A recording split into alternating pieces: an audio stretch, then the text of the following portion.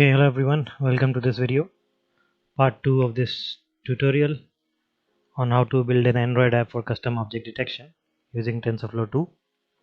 So in the previous video, part 1 of this, we have covered the steps until step 20. So the only step left is step number 21.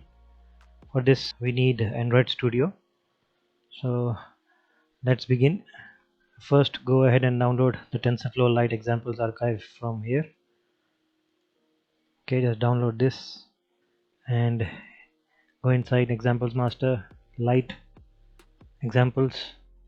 As you can see, this contains all different types of machine learning modules samples. Inside this, from object detection, image classification, gesture classification to sound classification and speech commands. I'll be covering the rest of these in other videos. Right now, since we're building an app for object detection, we'll be using this.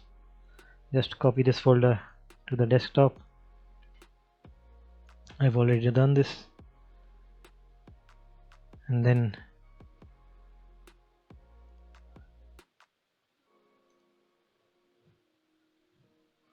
open an existing project and desktop, open the object detection folder, click on Android and open it in Android Studio. And okay, so as you can see, this has instructions inside the readme file. Okay, so I've mentioned a few of these steps in my article as well. So okay, let's begin. You will find the object detection folder inside. Okay, we've done that. Next, copy the detect.tflight model with metadata and the label map.txt file inside the assets folder in the object detection Android app. So you have to copy this detect.tflight model and the label map.txt file that we created in step number 20 while creating the tflight model with metadata. So as you can see, we have this over here, the detect.tflight model. Just download this. Again, go inside data. We have our label map.txt file. Download this as well.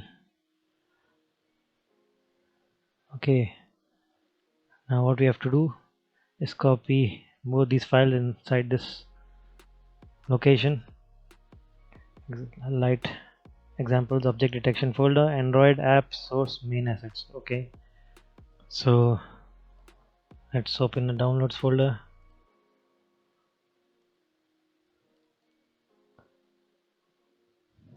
Copy these two files inside object detection Android app source main. You can also open it from here, but I'll show you where we have to copy this. Android app source main inside assets. This is where we'll be copying both these files. This is the default label map.txt file. You can delete this, copy this file over here,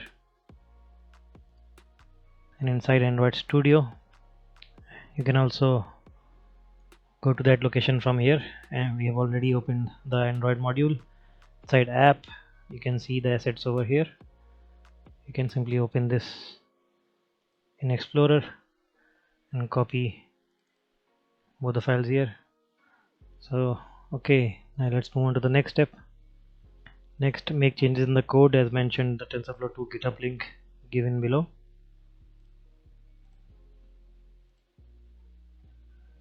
This is the official link for TensorFlow's running TF2 detection API models on mobile. As you can see, this document talks about SSD models in the detection zoo. I've mentioned that in my previous video. TFLite only supports SSD models for now. Okay, so let's begin. First we have to export a TFLite inference graph. We've done that in our Colab file in the previous video. Convert to TFLite. We've done that using the Python API method and then running our model on Android. Okay, this is what we need to focus on right now. So we also copied the detect.tflight file and the label map.txt file as it says over here. So okay, now begin from here. What you have to do is comment this line inside build.gradle file. What this does is this downloads the default label map.txt file and detect.tflight map for the default object detection sample app that is for AT classes. So I will change this, just comment out this line in the build.gradle file. Okay, so let's head over to Android Studio. Inside Gradle scripts, select this build.gradle with module,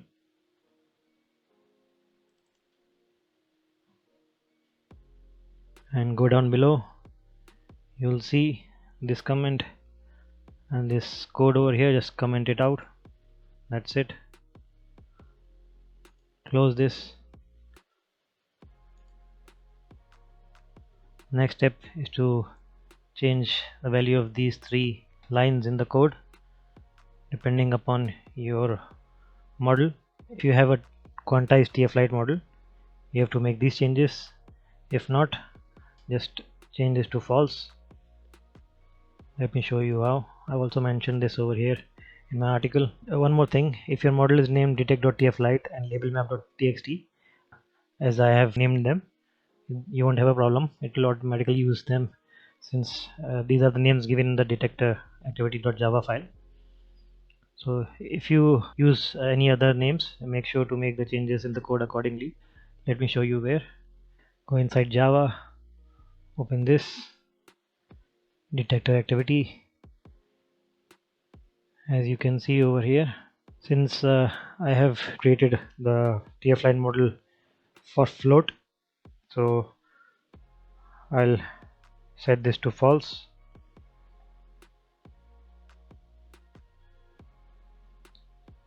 And then these names are the same as I mentioned earlier.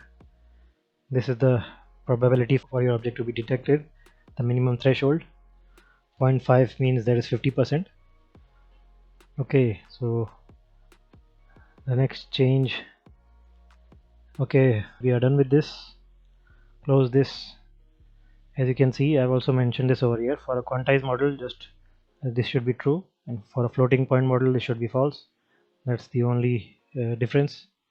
Now finally connect a mobile device and run the app. Test your app before making any other new improvements or adding new features to it. Okay, let's run this on a mobile device. Okay, so I have connected my Android testing device mobile device to this, and now just run this.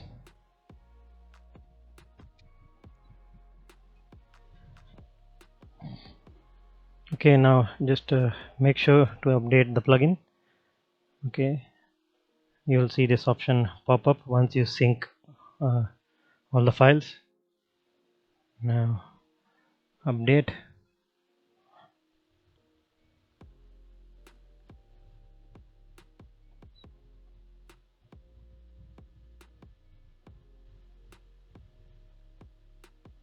There is just one warning. As you can see, the specified Android SDK version 28.0.3 is ignored as it is below the minimum supported version. You can make these changes over here. Minimum supported version 29.0.2. Again, click on sync now. You won't see any error warning now. Okay, that's good. Now finally run this, and this will install the app on the mobile device.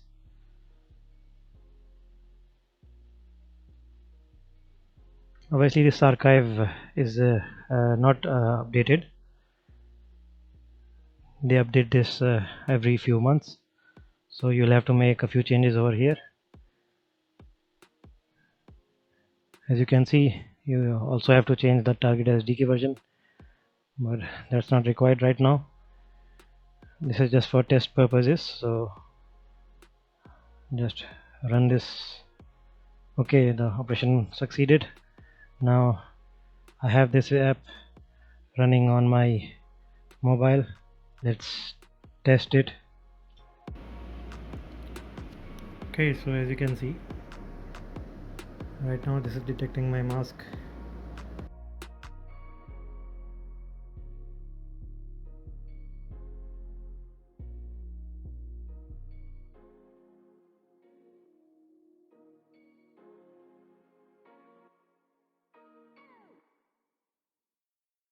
Let me remove my mask and see. Okay, it's showing without mask, with mask. Okay, so as we just saw, the output for this was okay. Again, just let me tell you that the output will obviously depend on the quality of your dataset and the number of images and also the model that you choose for training. So it depends on a lot of factors, but for beginners this is just to show you how you can get started training any machine learning model and building an app from it. So okay, and just one last thing before we finish off this video. The object detection Android reference app demonstrates two implementation solutions.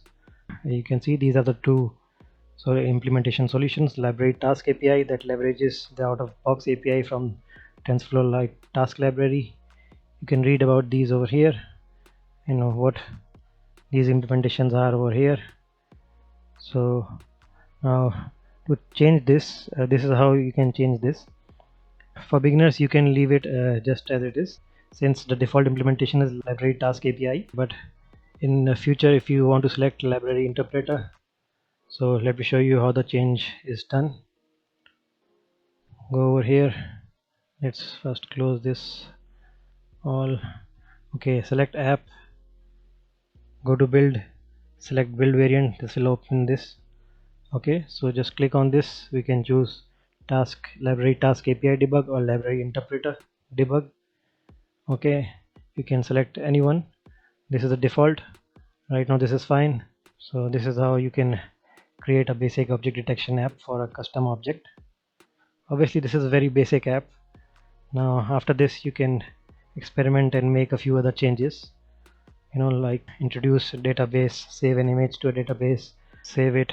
If it detects that the mask was on, it should capture the image. If there is no mask, if the detection was without mask, it should prompt the user to wear the mask properly, or any changes or any customization that you want.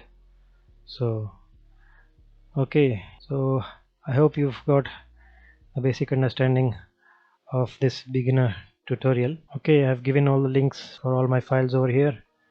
Also my custom app sample, the one that I have created over here, mask dataset, my Colab notebook, obviously all the links to all the pages, the references that will help you understand TensorFlow and TensorFlow Lite much better, and dataset sources and all these.